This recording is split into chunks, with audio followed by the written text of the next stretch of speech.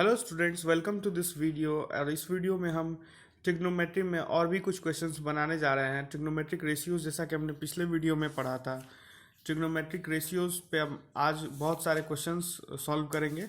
And उसके बाद you will be able to solve the first exercise of trigonometric ratios. Trigonometric का ratios का जो एक्सरसाइज है आप आसानी से सॉल्व कर पाएंगे इन क्वेश्चंस को करने के बाद।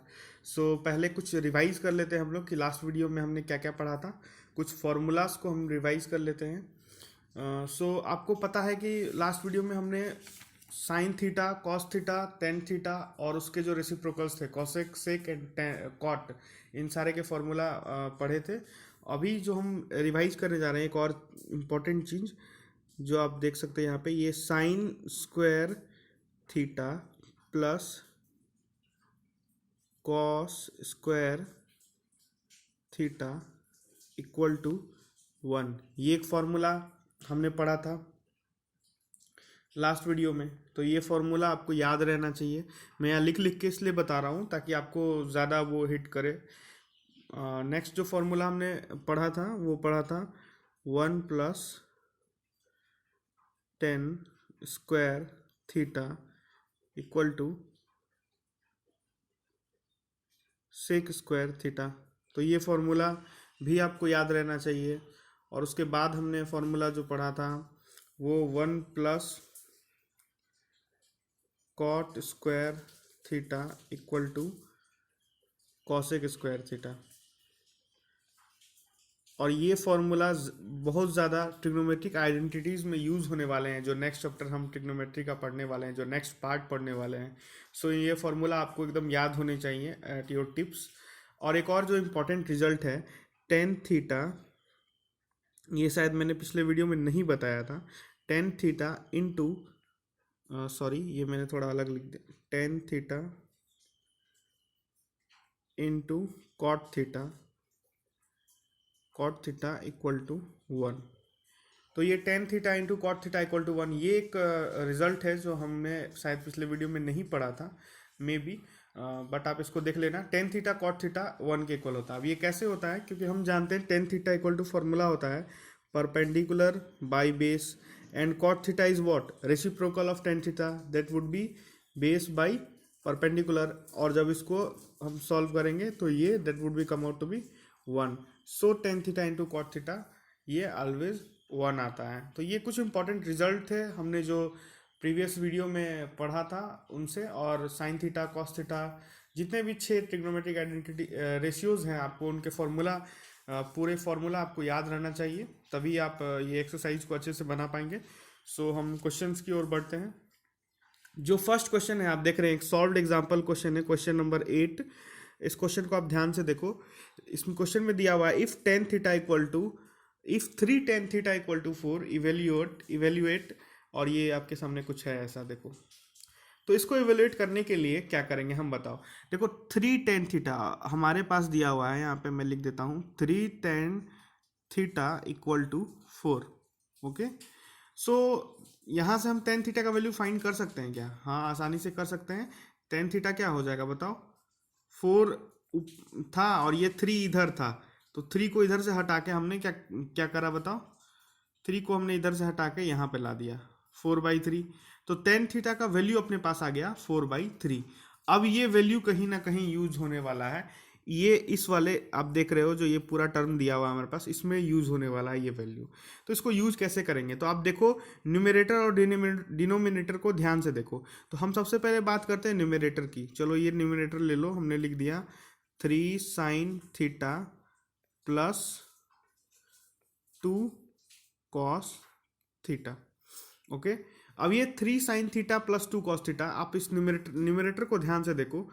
अगर इस न्यूमरेटर में आप कॉस थीटा से डिवाइड कर दो, अगर न्यूमरेटर में कॉस थीटा से डिवाइड कर दो, तो क्या टेन थीटा का कोई टर्म ऊपर आएगा? बोलो। तो हाँ, जरूर आएगा। कैसे? आप ऊपर देखो, न्यूमरेटर का जो एक टर्म है 3 साइन थीटा, 3 साइन थीटा को अगर आप डिवाइड कर दें कॉस थीटा से, प्लस 2 कॉस थीटा को भी आपने डिवाइड कर दिया किससे, कॉस थीटा से, यानी पूरे न्यूमरेटर को आपने डिवाइड कर दिया कॉस थीटा से, तो ये कॉस कॉस कैंसिल हो गया, यहाँ पे साइन कॉस क्या बन गया, 10 बन गया। तो अपने पास क्या आ गया बताओ, 3 tan थीटा प्लस 2, न्यूमरेटर वाला टर्म है ना। तो अगर यहाँ पर 3 tan थीटा प्लस 2 आ गया, तो ये tan थीटा का जो वैल्यू हमने इस वाले इक्वेशन से अभी जो निकाला था, ये गिवन है जो आपके पास, tan थीटा इक्वल टू 4/3, हम यहाँ पे यूज करके इस पूरे टर्म को आसानी से सॉल्व कर सकते हैं। और वैसा ही कुछ आपके साथ सेम टू सेम डिनोमिनेटर में भी होने जा रहा है। देखो डिनोमिनेटर में भी वैसे ही टर्म है, 3 sin theta minus 2 cos theta. तो साइन थीटा, ये पूरे टर्म को अगर हम cos थीटा से डिवाइड कर दें तो डेट वुड बी क्या आएगा बताओ, sign theta by cos theta tan theta में चेंज हो जाएगा, और -2 cos theta by cos theta cancel हो जाएगा, और आपके सामने कुछ ऐसा आ जाएगा। देखो ये 3 tan theta plus 2 divided by 3 tan theta minus 2, and then tan theta का वैल्यू हमें पता है, उसको पुट करने के बाद नॉर्मली आप सॉल्व कर लोगे, you will get the answer. So this is a process from where you can solve this type of question. जब भी इस तरह का क्वेश्चन दिया हो आपके सामने, इफ और something tan theta cot theta का कुछ वैल्यू दिया हो, तो आप जो भी टर्म सॉल्व करने जा रहे हो, ये ऊपर जैसे ये टर्म था, जो भी टर्म सॉल्व करने जा रहे हो, आप देखो कि उस टर्म में आप ये जो गिवन क्वांटिटी है उसका यूज कैसे कर सकते हो। Then you will be able to find कि आपको किस चीज़ से डिवाइड करना है या किस चीज़ से डिवाइड नहीं करना है, तो ये आपको क्लियर हो जाएगा। आगे हम और भी क्वेश्चंस बनाएंगे। सो आई होप ये क्वेश्चन आपको ज़रूर समझ आया होगा। बढ़ते हम नेक्स्ट क्वेश्चन की ओर। आपके सामने एक क्वेश्चन आप देख रहे हैं स्क्रीन पर, if cot theta equal to 15/8 evaluate, ये ऐसा कुछ दिया हुआ है। देखो cot theta equal to 15/8 evaluate करने दिया है, ये टर्म इवेल्युएट करने दिया है। तो अब ऐसे क्वेश्चंस को कैसे सॉल्व करना है। देखो cot थीटा इक्वल टू 15/8, तो क्या इसका वैल्यू हम यहाँ पे कहीं यूज कर सकते हैं। देखो तो इस टर्म में क्या इसकी वैल्यू, cot थीटा की वैल्यू हम यहाँ पे कहीं यूज कर सकते हैं, शायद कर सकते हैं, बट अभी ये जो टर्म है ये थोड़ा कॉम्प्लिकेटेड सा दिख रहा है आपको। बट एक चीज हम देख पा रहे हैं कि इस वाले टर्म में आप ध्यान से देखो, इस टर्म के न्यूमरेटर के ये छोटे से टर्म में देखो आप 2 + 2 sin थीटा, यहाँ पर 2 - 2 sin थीटा। तो आप देख रहे हैं कि यहाँ पे कुछ कॉमन लेके हम इस टर्म को और सिंप्लीफाई कर सकते हैं, है ना। तो इस टर्म को और सिंप्लीफाई सबसे पहले हम करना चाहते हैं।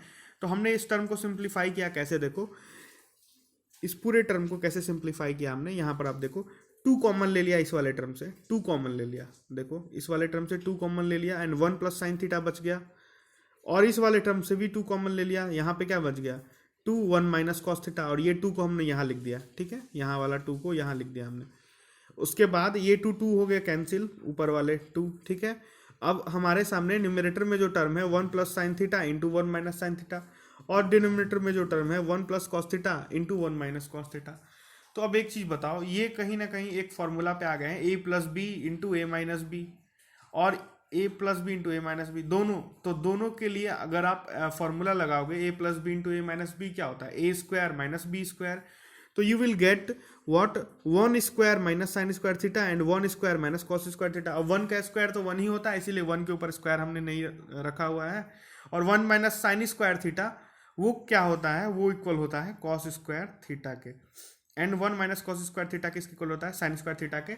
ये हमने अभी पढ़ा था, पिछले वीडियो में भी हमने पढ़ा था, sin² theta plus cos² theta equal to 1, ये हम सब जानते हैं। तो यहाँ से sin² थीटा का अगर वैल्यू लिखना हो तो क्या लिख सकते हैं, 1 - cos² थीटा। cos की वैल्यू लिखनी हो तो 1 - sin² theta. So I hope आपको समझ आया होगा। एंड देन ये cos² theta by sin² theta आ गया cot² थीटा, और हमने cot थीटा की वैल्यू पता है, तो यहाँ पे पुट कर दिया and you will get the answer. So I hope ये क्वेश्चन भी आपको जरूर समझ आया होगा। हम बढ़ते हैं नेक्स्ट क्वेश्चन की ओर। अब यहाँ से मैं क्या करूँगा, मैं आप सभी को हिंट्स दूंगा बस क्वेश्चंस के, कि आप कैसे सॉल्व कर सकते हैं। And these are very basic question, I hope you will be able to solve it easily. आपको ये ज़रूर आसानी से आप समझ पाएंगे। tan थीटा इक्वल टू हमारे पास वैल्यू दिया हुआ है, देखो a/b। अब देखो इस तरह के क्वेश्चन कैसे सॉल्व करना है। देखो if tan theta equal to a/b, और आपके पास कुछ ऐसा इक्वेशन दिया हुआ है, देखो हमें ये प्रूफ करना है कि ये LHS इक्वल टू RHS, ये वाला टर्म प्रूफ करना है। तो आप देखो ये tan theta equal to a/b है। तो अब बताओ ये LHS वाले टर्म को ध्यान से देखो, आप LHS वाले टर्म को ध्यान से देखो। LHS वाले टर्म को ध्यान से देखने के बाद ये आपको पता चलेगा कि क्या हम इसमें न्यूमरेटर एंड डिनोमिनेटर में कहीं पे tan थीटा का टर्म ला सकते हैं। तो आंसर है हाँ, ला सकते हैं। सबसे पहले हम न्यूमरेटर को लिख लेते हैं। देखो न्यूमरेटर को हमने लिख लिया यहाँ पे a sine theta plus minus b cos theta. ठीक है, ये हमारे पास क्या है, न्यूमरेटर का टर्म है। अब इस पूरे टर्म को अगर हमने डिवाइड कर दिया कॉस थीटा से, पूरे टर्म को हमने डिवाइड कर दिया कॉस थीटा से, तो व्हाट यू विल गेट, एक बार कॉस थीटा इसके साथ इस वाले टर्म के साथ हम रखेंगे, एंड देन एक बार कॉस थीटा हम इस वाले टर्म के साथ रखेंगे बी कॉस थीटा के साथ। तो what you will get a tan theta, क्योंकि sine theta by cos theta क्या हो जाएगा इस वाले टर्म के लिए टेन थीटा, एंड उसके बाद माइनस बी और कॉस थीटा कैंसिल हो गया, तो a tan theta minus b आ गया हमारे पास। दूसरा क्या आ गया अपने पास, a tan theta plus b, ये देखो आप a tan theta minus b by a tan theta plus b, and हमने टेन थीटा का वैल्यू गिवन है ए बाई बी, और टेन थीटा का वैल्यू यहाँ पे पुट कर देंगे हम, तो you will get the answer, है ना। तो उसके बाद आप सॉल्व कर दोगे तो आपको इजीली आंसर मिल जाएगा। तो I hope you are clear with all this concepts. अब एक चीज देखो, यहाँ पर हमने दिया हुआ है 3 tan theta equal to 4 so that इतना इक्वल्स टू इतना, ठीक है, LHS इक्वल टू RHS, ये हमने प्रूफ करना है। तो अब देखो इस तरह के क्वेश्चन सिर्फ बनाने का एक ही तरीका है, जब भी आपको इस तरह के क्वेश्चन दिए रहे, तो अगर आपको सबसे पहले देखना है कि क्या ये जो इक्वेशंस आपको गिवन है, या जो ये जो वैल्यूज आपको गिवन है, ये वैल्यू क्या हम इधर यूज कर सकते हैं। अगर इसमें यूज कर सकते हैं तो आप बस इसको मैनिपुलेट करते चले जाओ and you will get the answer. देखो आप कैसे, टेन थीटा इक्वल टू यहाँ से हम क्या लिख सकते हैं 4/3। आई होप आपको ये तो क्लियर होगा। टेन थीटा इक्वल टू हम लिख सकते हैं 4/3, और यहाँ पर जो आप देख रहे हो 4 cos theta minus sign theta by 2 cos theta plus sine theta, यहाँ पर हम क्या लिख सकते हैं। तो अब एक चीज बताओ, अगर यहाँ पे भी हम cos थीटा से डिवाइड कर दें, ऊपर नीचे cos थीटा से डिवाइड कर दें, तो एक टेन थीटा का टर्म इस वाले पूरे इक्वेशन में आ जाएगा, एंड देन वो टेन थीटा के टर्म का हम वैल्यू यूज कर लेंगे, तो you will get 4/5 as RHS।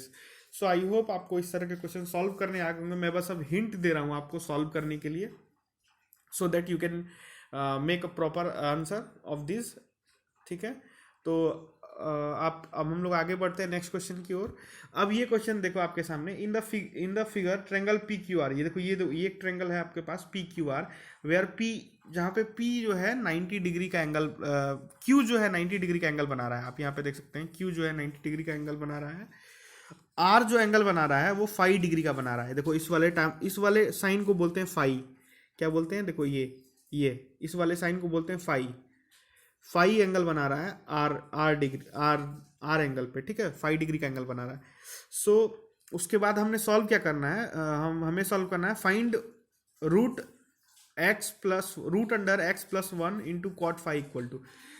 अब एक चीज बताओ, ये चीज हमें फाइंड करना है, तो आपको इसको सॉल्व करने के लिए आप क्या कर सकते हैं, कॉट फाई का अगर वैल्यू आपको निकालना है, देखो इस वाले ट्रेंगल में कॉट फाई का वैल्यू निकालना है, तो कॉट थीटा इक्वल टू हम क्या जानते हैं, हम जानते हैं कॉट थीटा इक्वल टू